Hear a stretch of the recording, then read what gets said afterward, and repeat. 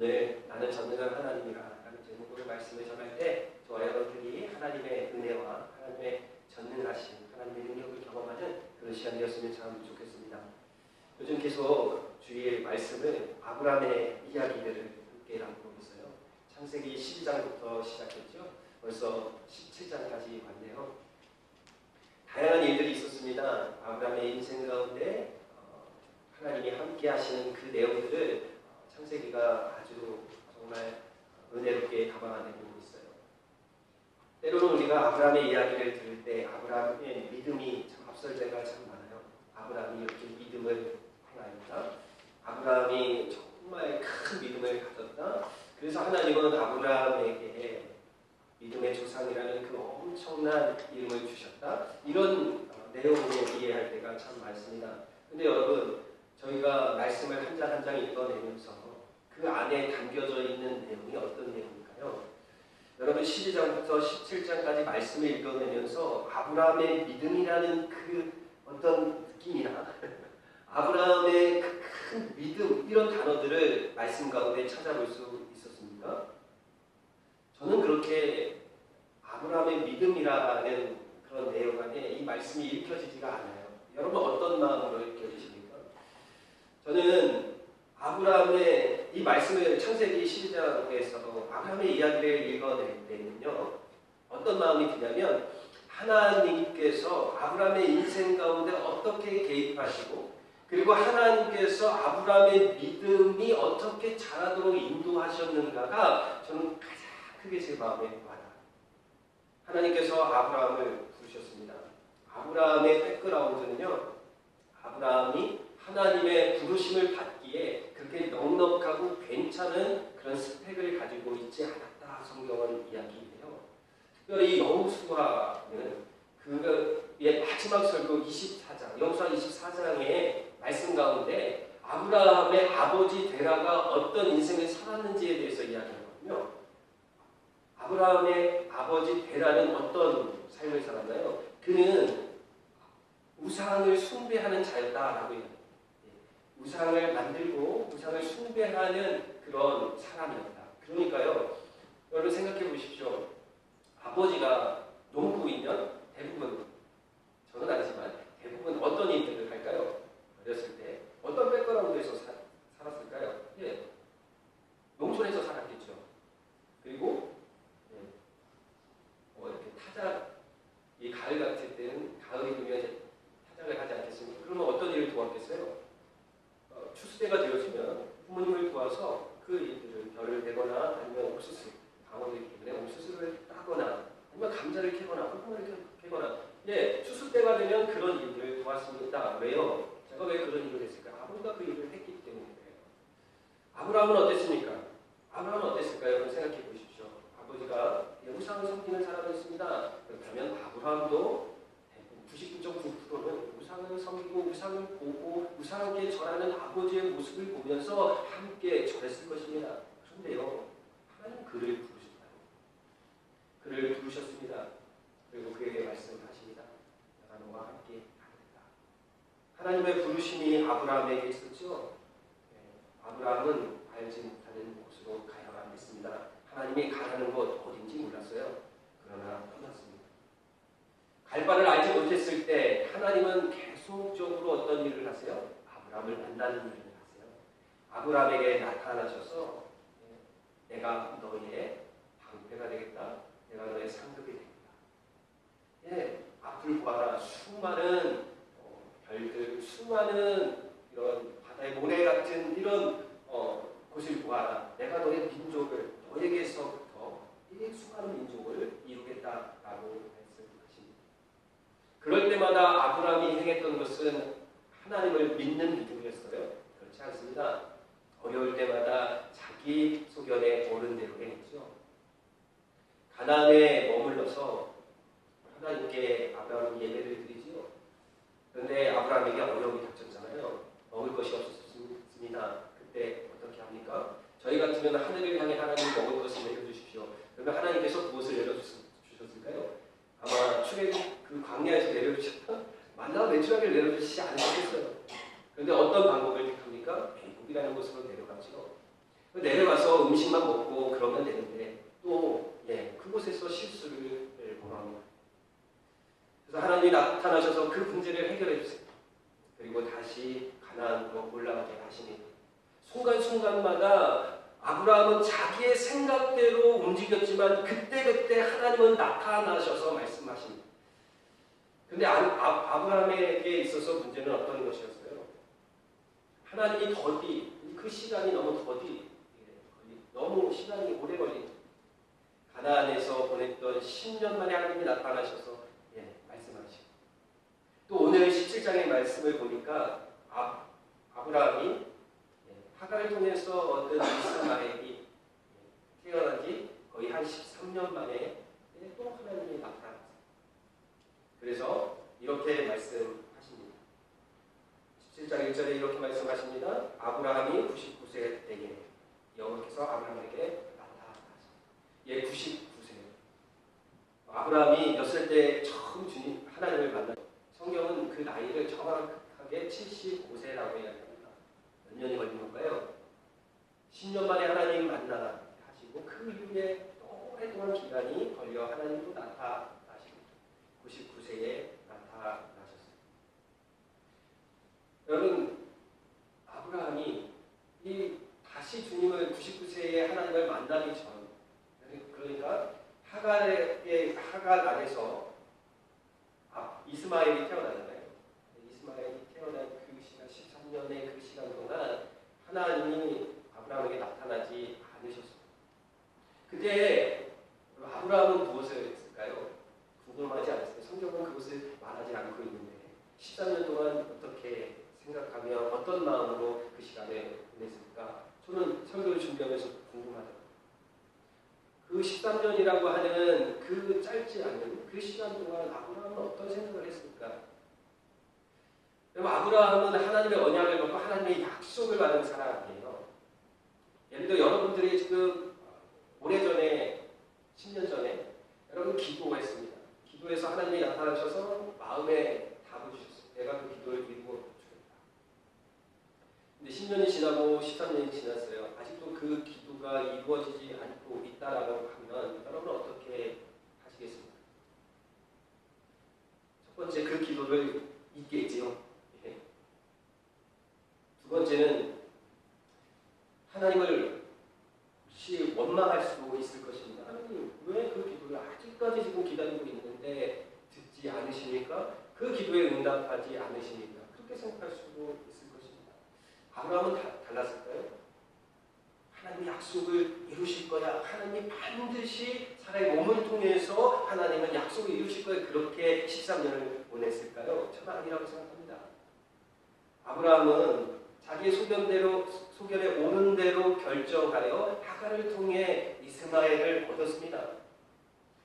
이렇게 생각하지는 않았을까요? 하나님의 방법이 이것을 통해서, 그 하갈을 통해서 내 씨를 그렇게 하나님이 주신 거야.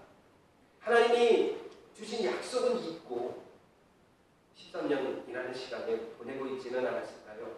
그 삶에 그냥 안주하며 이스마엘이 자라는 것, 그것을 보면서 하나님의 뜻이 이루어졌다라고 스스로 생각하지는 않았을까요? 아마 그랬을 것입니다. 그래서 하나님 다시 나타나신 분. 하나님이 나타나셔서 이렇게 말씀하시지 않으셨나요? 그에게 이르시되 나는 전능한 하나님 엘샤다이, 너는 내 앞에서 행하여 완전하다. 저 말씀 가운데 나타나서 라는 이 단어는 바로 나타나신 하나님의 의지를 보여주는 단어입니다. 나타나서. 그냥 지나가다 누군가를 만나는 그런 의미가 아니라 그를 찾아가, 그를 만나는 그런 의미를 담고 있다. 나타나셨다. 하나님의 의지를 갖고 아브라함에게 나타나셨다는 말입니다. 그래서 그에게 말씀합니다. 나는 전능한 하나님, 엘샤다이. 전능이라는 뜻은 무엇입니까? 못하는 일이 없다라는 의미죠. 부족함이 없다라는 의미입니다. 하나님의 능력, 하나님의 일하심은 완전하다라는 의미를 갖고 있어요. 완전한 하나님이십니다. 실수가 없으신 하나님이세요. 그분이 말씀하시는 것입니다. 나는 나를 구하라. 네가 지금 내가 약속한 그 약속이 이루어질 것이라는 것, 그것을 지금 포기하고 있고 생각을 멈추고 있느냐? 아니다. 나는 전능한 하나님이라 내가 그 약속을 이루어낸다 라고 말씀하시는 것입니다. 그에게 말씀하십니다. 나는 전능한 하나님이라 너는 내 앞에 행하여 완전하다. 하나님 앞에서의 삶. 여러분 코람데오라는 단어 아시죠? 코람데오, 코람은 앞에서, 데오는 하나님이라는 뜻이에요. 그러니까 하나님 앞에서라는 의미를 담고 있는 코람데오. 저희가 어렸을 때 코람데오라는 이 구호를 외치며 순수하게 믿음 생활을 했었을 때가 있었습니다. 특히 한국교회에 붐이 막 일어났을 때 하나님 앞에서 코람데오라는 구호와 그 말을 계속 입술로 고백하며 그렇게 살려고 노력한 믿음의 사람들이 참 많이 있었습니다. 믿음의 청년들이 있었습니다. 바로 여러분들 아니었나요? 여러분들이 청년이었을 때 한국교회는 참 부흥의 불씨가 붙어 그게 하나님 앞에서를 외쳤었던 때였습니다. 그래서 예배 중심, 교회 중심, 말씀 중심이라고 하는 그런 고백들을 하게 되었죠. 예배가 하나님 중심, 그리고 교회가 하나님 중심, 모든 것이 하나님 앞에서 코람데오라고 하는 그 의미를 담아 외쳤던 그런 시절이 있었습니다. 그런데요, 요즘은 한국 교회나 많은 교회들이 영적 위기에 직면해 있다. 예배가 하나님 중심에서 사람 중심으로 바뀌고 있습니다. 말씀을 내 관점에서 해석하기로 하죠.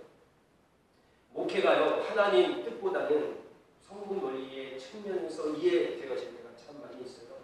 그래서 교회 건물이 크면 정말 큰 신앙을 가진 것처럼 생각되어질 때가 있고, 때로는 교회가 작으면 부끄러워할 때가 있습니다. 우리는 그런 시대에 살고 있어요. 여러분은 어떻습니까? 작은 교회에 다니면 괜히 기가 죽을 때가 있지 않아요? 큰 교회에 다닌다고 해서 그렇게 그 신앙이 마치 큰 것처럼 여겨질 때가 있잖아요. 우리는 그런 시대에 살고 있습니다. 교회는 하나님께 영광을 올려드리기보다는 세상의 인정을 더 의식할 때가 있습니다. 그래서 많은 신학자들, 많은 목회자들이 다시 한번 외치며 시작합니다. 무엇을 외치니까? 코람데오. 하나님 앞에서. 코람데오를 잃어버린 시대 앞에 다시 하나님 앞에 서야 합니다. 외친다는 저와 여러분은 어떻습니까? 우리는 정말 코람데오의 삶을 살고 있나요? 예. 하나님 앞에서의 고백들이 우리의 삶으로 이루어지는 놀라운 은혜가 저희 삶 속에 있기를 바랍니다. 때로는 우리의 신앙은 작았지만 순수했고 느리지만 진실했습니다. 무엇을 하든 하나님이 보고 계시니 그 하나님 앞에서의 마음으로 모든 일들을 했죠. 직장에 다닐 때에도, 사업을 할 때에도, 가정에서도 하나님 앞에서의 마음으로 하지 않았습니까? 혹시 저와 여러분들 가운데 하나님 앞에서 코람데오의 정신은 사라져 버린 것은 아닙니까? 오늘 아브라함이 코람데오 하나님 앞에서의 삶을 잠깐 놓치고 있었던 것 같아요. 그래서 하나님은 말씀하시죠. 나는 전능한 하나님이다. 내 앞에서 행하여 완전하다. 무슨 의미입니까? 하나님이 언약한 그 언약을 이룰 것이다. 그러니 너는 그 완전한 언약을 바라보며 걸어가라 라고 말씀하고 있는 것입니다. 좌우로 너의 마음이 흐트러지지 말고 온전히 앞을 향하여 나아가라 말씀하고 있다라는 것입니다. 완전한 하나님 명령하시고 계시죠. 여러분, 명령이라고 하는 이 단어는 무엇을 어떤 결과를 얻기를 바래서 이 말씀을 하는 것입니다. 순종입니다. 하나님은 우리가 단지 듣고 그곳에서 아무런 변화가 일어나지 않는 것을 원하시는 것이 아니라 하나님이 명령하셨으면 그 명령, 그 말씀에 어떻게 해요? 순종하는 것을 원하십니다. 아브라함에게 말씀하십니다. 내 앞에서 행하여 완전하라. 한번 해보고 포기하는 말씀일까요? 한번 걸어보고 아 이건 아닌 것 같아. 내가 한 3일 정도, 일주일 정도 해보고 아니면 포기해야지. 아니 1년 정도는 괜찮아. 3년 괜찮아. 아닙니다. 하나님 앞에서 완전하라고 하는 말씀입니다. 하나님과 항상 동행하라는 말씀입니다. 항상 하나님과 동행하여 하나님 앞에 내 삶을 드리는 저와 여러분들에게 주님의 이름으로 답을 드립니다. 하나님은 다시 한번 우리의 영을 부흥케 하실 것입니다. 우리를 새롭게 하시고 우리를 날마다 성령 안에서 충만하게 하실 것입니다. 그 믿음 안에 흔들리지 말고 걸어가는 저와 여러분들에게 주님의 이름으로 답을 드립니다. 하나님은 전능하신 하나님, 엘샤다이 잊지 마세요. 엘샤다이 전능한 하나님. 이 전능이라는 단어 아니면 힘, 능력 이런 의미도 있지만 어떤 의미가 있냐면 충만이라는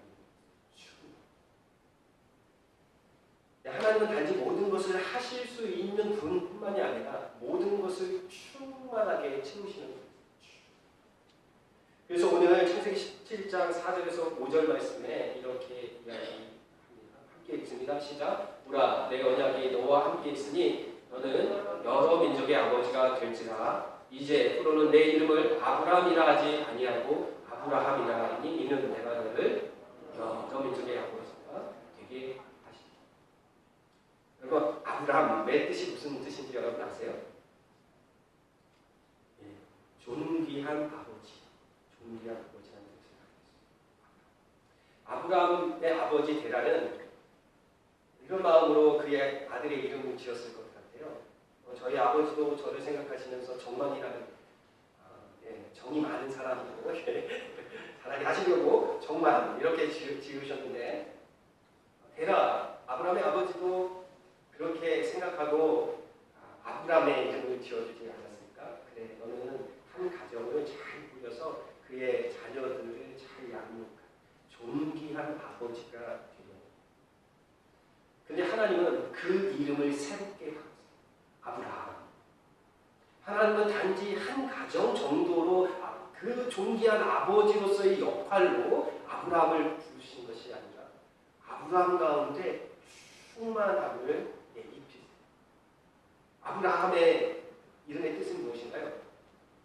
열국의 아버지라는 뜻을 갖고 있어요. 오늘 말씀에 보니까요, 여러 민족의 아버지가 되게 하리라 말씀하시는데요. 아브라함은 열국의 아버지라는 뜻을 갖고 있습니다. 하나님께서는 이름을 바꾸시면서 한 가정의 존귀한 아버지, 이것으로만으로도 만족할 수 있습니다. 존귀한 아버지로 산다는 거 여러분 아시죠? 그렇게 쉽지 않습니다. 그것도 충분합니다. 그러나 하나님의 생각은, 하나님의 계획은 다릅니다. 우리의 삶에, 아브라함의 삶에 아니야. 열국의 아버지로 내가 세우겠다. 내 계획은 너희 가운데 충만하게 임하는 하나님의 은혜를 너희에게 입히시겠다라고 말씀하시는 것입니다. 아브라함의 인생은 바뀌어 아브라함이 되었습니다. 더 이상 한 가정의 가장이 아니라 세대를 잇고 믿음의 가정의 시작, 열국의 아버지로 하나님은 다시 그를 부르십니다. 한 사람이 아니라 열국을 품게 하신다. 하나님은 아브라함의 삶에 풍성하고 채우시는 하나님이십니다. 하나님은 그 아브라함의 삶을 통해 하나님은 어떻게 하신다고 했어요? 그를 복의 근원으로 삼으신다. 그 복의 근원으로 삼으셔서 열국이 하나님의 놀라운 복을 누리게 하신다는 겁니다. 오늘 그렇게 말씀하십니다. 다시 한번 창세기 17장 6절에서 8절 말씀으로 우리에게 말씀하십니다. 함께 읽어볼까요? 있습니다. 6절입니다. 내가 너로 심히 번성하게 하리니 내가 내게서 민족을 하며 왕들이 내게로부터 나오리라. 내가 내 언약을 나와 너 및 내 대대 후손 사이에서 세워서 영원한 언약을 삼고 너희 대대 후손의 하나님이 되리라. 8절입니다. 내가 너와 내 후손에게 내가 부여하는 이 땅 곧 가나안 땅을 주어 영원한 기업이 되게 하고 나는 그들의 하나님이.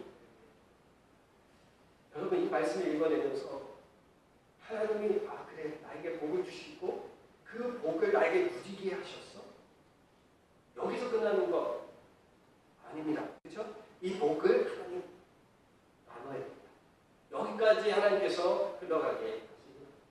하나님께서 아브라함을 부르시고 아브라함의 복을 주시고 열국의 아버지를 삼으신 분명한 궁극적인 목적이 있으세요. 무엇입니까? 나는 너와 그들의 누가 되어? 하나님이. 이것이 바로 하나님의 일하시는 일입니다. 전능하신 하나님께서 우리의 아버지가 되시기 위해, 열국의 아버지가 되시기 위해 일하시는 엘샤다이 전능하신 하나님, 충만하신 하나님의 은혜를 주시는 그분께서 우리의 아버지가 되시고 열국의 아버지가 되시고 하나님이 되시기 위해 지금 아브라함을 사용하고 계신다라는 사실을 잊지 않기를 바랍니다. 천지를 지으신 그 전능하신 하나님께서 바로 열국의 아버지 되시기 위한 그 일들을 아브라함을 통해서 일하신다는, 저와 여러분 어떻습니까?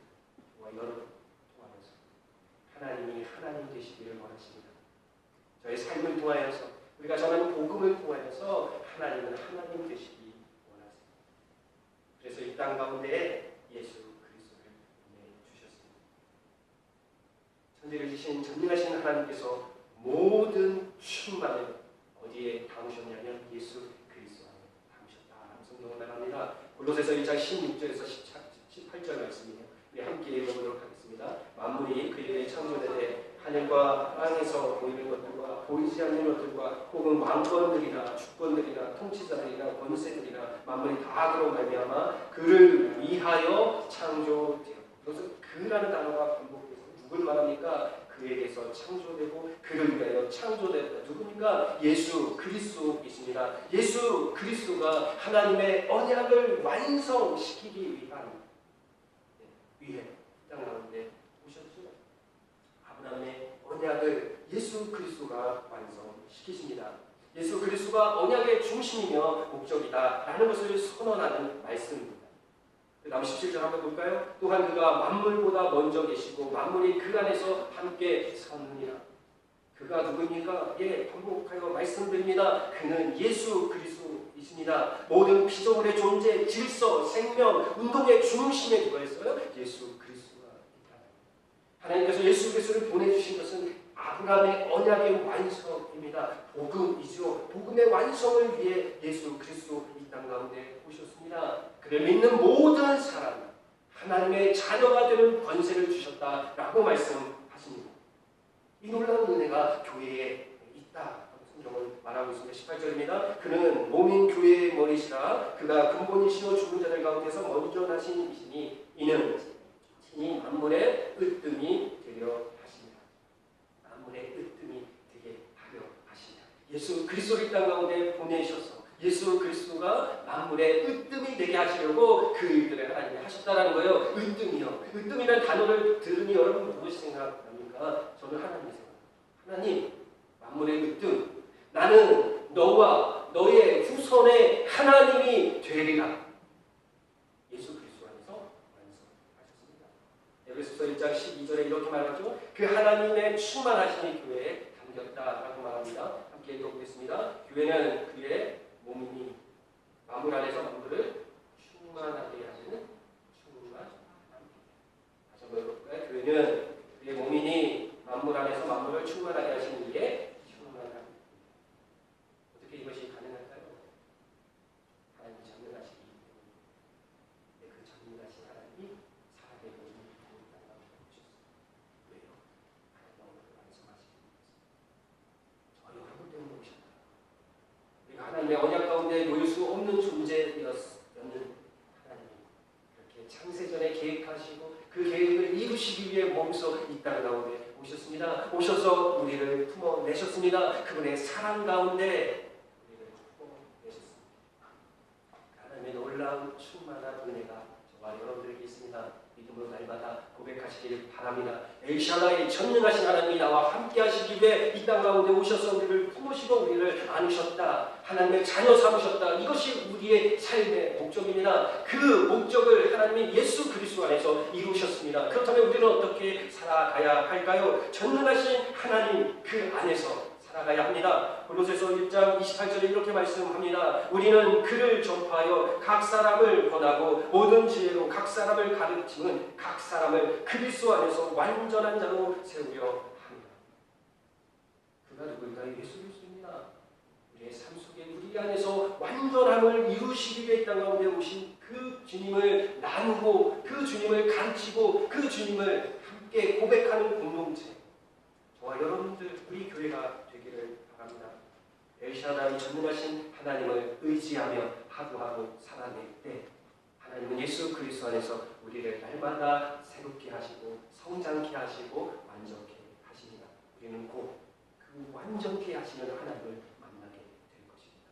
그때 그날에 하나님은 우리를 다시금 품으시고 놀라운 하나님의 은혜 우리를 담아내실 것입니다. 네, 이렇게 말씀하시지 않으실까요?